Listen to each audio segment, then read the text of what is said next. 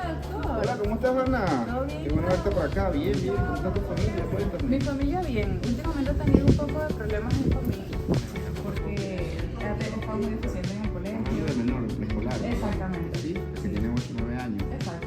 Interesante. Bueno, vamos a hablar un poco de eso.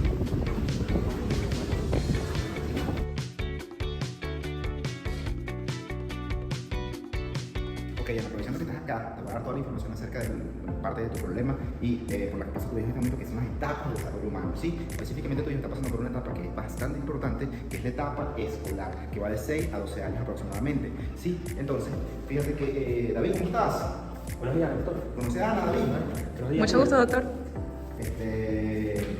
Estamos hablando un poco acerca del desarrollo humano porque el hijo de ella está pasando por unas ciertas situaciones en el colegio. ¿Cómo está, doctor Rolando? ¿Conoces a Ana? Mucho gusto, Ana. Ay, qué bueno que estén hablando de la etapa de desarrollo humano. Sí, correcto. Y específicamente la etapa escolar, o sea, es una etapa muy importante y Freud nos dio, mediante su teoría del psicosexual, una forma muy buena de dividirla y saber. Pero qué bueno que estás aquí tú, ustedes, porque vamos a tener un poco ese conocimiento, porque Ana, el hijo de ella, está pasando por una etapa bastante crucial en esta etapa escolar. Su hijo tiene 8 o 9 años y bueno, viene por ayudar por nosotros. Vamos a explicarle un poco este conocimiento. ¿Te parece? Sí, claro.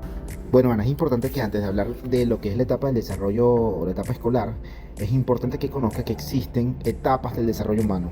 Las etapas del desarrollo humano son todos aquellos procesos por los que pasa una persona a lo largo de toda su vida y evidentemente están marcados por ciertas situaciones, ya sea a nivel psicológico, social y biológico. Bueno, es importante que tengas conocimiento de todo esto. Específicamente la etapa escolar está como dividida en dos partes, la etapa media y la etapa, de preadolescente. La etapa media va algo así como de 6 a 8 años y en esta etapa, ocurren muchos desafíos, los niños están a conocer ciertas normas, existe un desarrollo muy rápido a nivel de psicológico, social, biológico.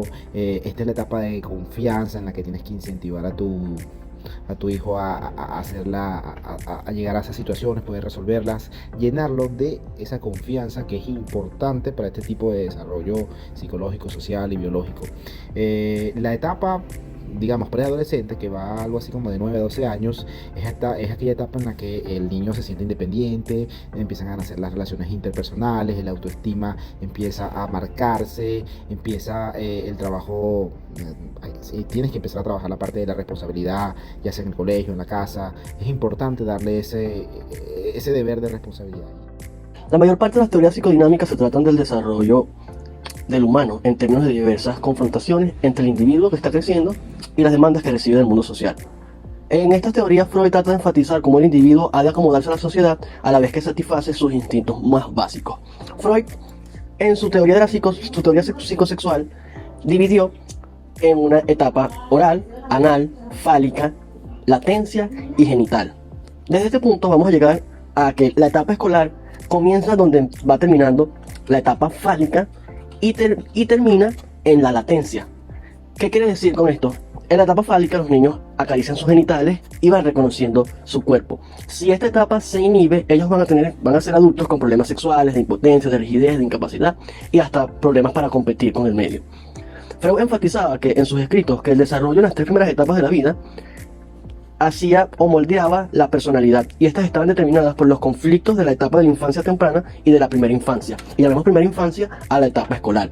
Si estas etapas son demasiado gratificantes o si los instintos no han de ser satisfechos, el niño se quedará fijado en esta etapa, lo que implica que las preocupaciones de esa fase dominarán su personalidad de adulto. ¿Qué queremos decir? O sea, si nosotros privamos a un niño de que se reconozca, va a ser un niño retraído en un futuro, o sea, va a ser un adulto retraído, un adulto con problemas.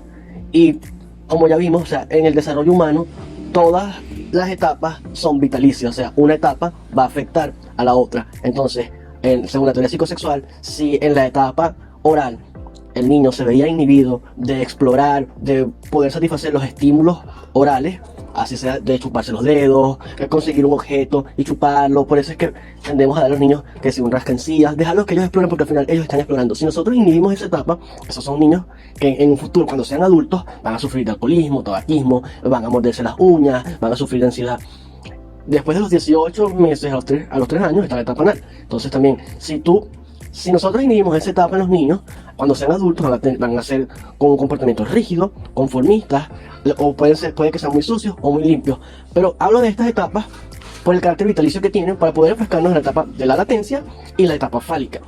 La etapa de latencia nos habla de que en esta etapa ya todo se detienen las demás etapas psicosexuales, aunque para algunos expertos dicen que todavía en la etapa de latencia se sigue explorando lo demás.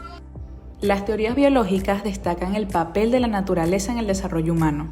Aunque reconocen la interacción necesaria entre las personas y el entorno, estas teorías están influenciadas por las ideas de Charles Darwin, lo que lleva a analizar la conducta desde una perspectiva más evolucionista. Algunas se centran en la maduración individual de la persona, mientras otras enfatizan cómo la conducta biológica favorece la supervivencia en la infancia. Las teorías de la maduración sostienen que el desarrollo humano ya está determinado por un horario biológico interno, según el cual las habilidades emergen cuando el niño alcanza el nivel de madurez física adecuado. Acá es donde entra Arno Kessel, quien es su principal defensor, y afirma que los factores como músculos, nervios, cerebro, huesos ya están preparados antes de que el niño pueda aprender ciertas habilidades, independientemente de las oportunidades que les enseñan. Sin embargo, estas teorías han sido criticadas por no otorgar suficiente importancia al aprendizaje y los procesos del desarrollo. Aunque algunos psicólogos contemporáneos siguen influenciados por Kessel, la mayoría considera que el desarrollo óptimo requiere un entorno que apoye, guíe y desafíe activamente al niño. Entre las teorías etológicas aplican los principios evolucionistas de Charles Darwin y los métodos de la biología de la conducta al estudio del desarrollo humano. Los pioneros de este enfoque son Konrad Lorenz y Nico Timbergen, que comenzaron su estudio en animales y luego llevaron estas ideas a la psicología del desarrollo, explorando cómo la conducta humana favorece la supervivencia y el crecimiento de su entorno evolutivo. El psiquiatra John Bowlby destacó que el vínculo entre la madre y el hijo es un sistema evolutivo diseñado para proteger al bebé, cuyo apego a sus cuidadores aumenta sus probabilidades de supervivencia. Comportamientos como la sonrisa o el llanto del bebé actúan como estímulos que evocan respuestas protectoras en los adultos, asegurando cuidado y cercanía. Además, los etólogos han identificado similitudes entre la conducta social humana y los primates, observando que entre un grupo de niños de juego van a formar jerarquías dominantes basadas en roles de dominación o sumisión. Teóricos del desarrollo madurativo y psicodinámico se basan en el desarrollo interno de la persona, mientras que los terapeutas del desarrollo, que se enfocan del aprendizaje, ellos consideran que las influencias principales vienen de los entornos externos. Reconocen que los factores biológicos forman límites en el comportamiento, pero enfatizan más la lactancia en el debate herencia y medio. Ellos dicen que las experiencias y el aprendizaje que comienza antes del nacimiento son importantes para la formación de la personalidad del bebé. Los teóricos del aprendizaje ven el desarrollo como una evolución continua y sin etapas, en análisis con la idea del desarrollo interno. En esta teoría también existen varias teorías, como la teoría del condicionamiento. Esta perspectiva la dio John Watson. Él veía al infante como una tabla que desarrolla hábitos mediante las experiencias del aprendizaje. Él ve el desarrollo como una evolución continua y consideraba que el ambiente dirige el desarrollo de los individuos. También hubo un aporte de Skinner, el cual propuso la teoría del aprendizaje operante. Él sostiene que el desarrollo forma el condicionamiento operante de niños, que son moldeados pasivamente por los reforzadores y penados cuando en la conducta que los acompaña. Y por último están las teorías del aprendizaje social cognitivo, dicha por Albert Bandura, el cual propuso la teoría cognoscitiva del aprendizaje social. Él pensaba que los niños son procesadores activos de la información. Consideraba que el aprendizaje observacional como la fuente del aprendizaje en el niño. Y dio el determinismo mutuo de acuerdo al niño que no interviene en la formación de los entornos que inciden en su desarrollo. Teorías cognitivas. Dentro de las teorías de la etapa de desarrollo de Piaget, sostiene que los niños construyen activamente su conocimiento del mundo a través de una serie de fases reorganizativas que las determina la evolución de la humanidad. Cada etapa representa un avance en el funcionamiento psicológico, donde los niños dotados de sistemas sensorio-motores interactúan con su entorno, lo que les permite integrar experiencias y estímulos en su desarrollo cognitivo. Estas etapas son fundamentales para comprender cómo los niños adquieren habilidades y conocimientos a medida que crecen. Según Piaget, el desarrollo del pensamiento infantil se basa en dos procesos interrelacionados: la asimilación y la acomodación. La asimilación implica integrar nueva información en esquemas cognitivos ya existentes, mientras que la acomodación se refiere a la modificación de estos esquemas para incluir información que no se ajusta a los mismos. Dentro de estas teorías también tenemos la teoría sociohistórica de Vygotsky, que según Lev Vygotsky, el desarrollo humano es un proceso intrínsecamente ligado a los cambios históricos sociales que influyen en el comportamiento y el desarrollo del individuo. Él sostiene que la conducta es un fenómeno social, es decir, es producto de la interacción con el entorno social y cultural y se transmite de generación en generación. La zona de desarrollo próximo es un concepto central dentro de esta teoría. Se refiere a la brecha entre lo que un individuo puede hacer de forma independiente y lo que puede lograr con la guía y el apoyo de alguien más capaz.